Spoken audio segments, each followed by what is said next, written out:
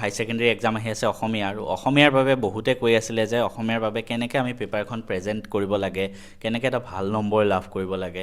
অসমীয়াত লিখাৰ কিছুমান টেকনিক আছে যেনে, আৰু অসমীয়াত বহুতৰ টাইম মেনেজমেণ্ট নহয়, বহুত দীঘল পেপাৰ আহি যায়, যেনেকৈ ইংলিছতো বহুতৰ টাইম মেনেজমেণ্ট নহ'লে।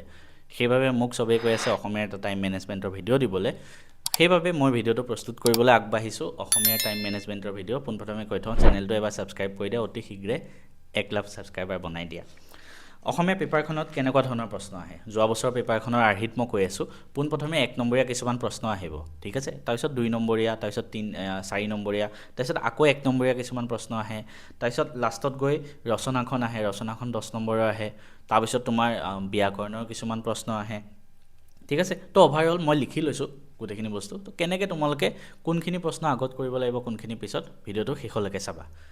এতিয়া যেতিয়া অসমীয়া তোমালোকক কুৱেশ্যন পেপাৰখন হাতত দিব, তোমালোকে প্ৰথমে কি কৰিবা? প্ৰথমে তোমালোকে জনা প্ৰশ্নখিনি, প্ৰত্যেকটো এক্সামতে প্ৰথমে জনা প্ৰশ্নখিনি সদায় আমি আগতে কৰিব লাগে আৰু নাজানাখিনি একেবাৰে লাষ্টত।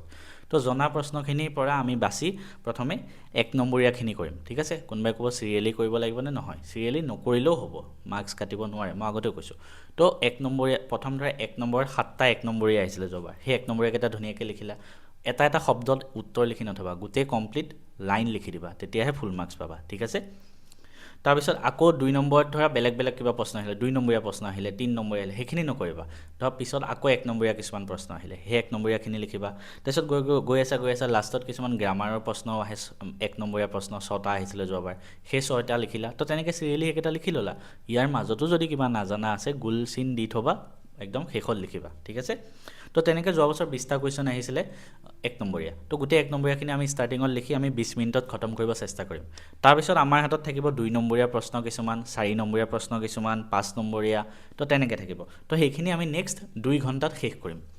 অৰ্থাৎ নেক্সট 2 ঘণ্টাত আমি 2 নম্বৰীয়া, 3 নম্বৰীয়া, 4 নম্বৰীয়া পাঠৰ প্ৰশ্ন বা ব্যাকৰণৰ প্ৰশ্ন গোটেইখিনি আমি ধুনীয়াকৈ লিখি শেষ কৰিম। তাৰপিছত লাষ্টত আমি ৰচনাখন লিখিম। লাষ্টত ৰচনা লিখিবৰ বাবে আমি আধা ঘণ্টা ৰাখিছোঁ, ঠিক আছে।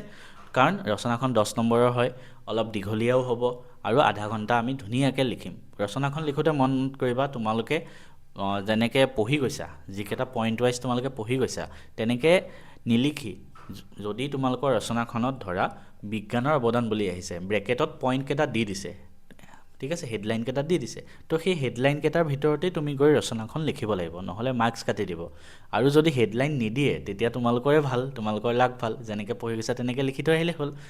এই কথাটো কিন্তু তোমালোকে ৰচনাত মনত ৰাখিবা। তো তেনেকৈ আধা ঘণ্টা ৰচনা লিখিবা, 2 ঘণ্টা 50 মিনিটত এনেকৈ পেপাৰখন খতম হ'ব। আৰু লাষ্টৰ 10 মিনিটত এবাৰ ৰিভিজন কৰিবা, ক'ৰবাত কিবা ভুল হ'ল নেকি, ঠিক আছে।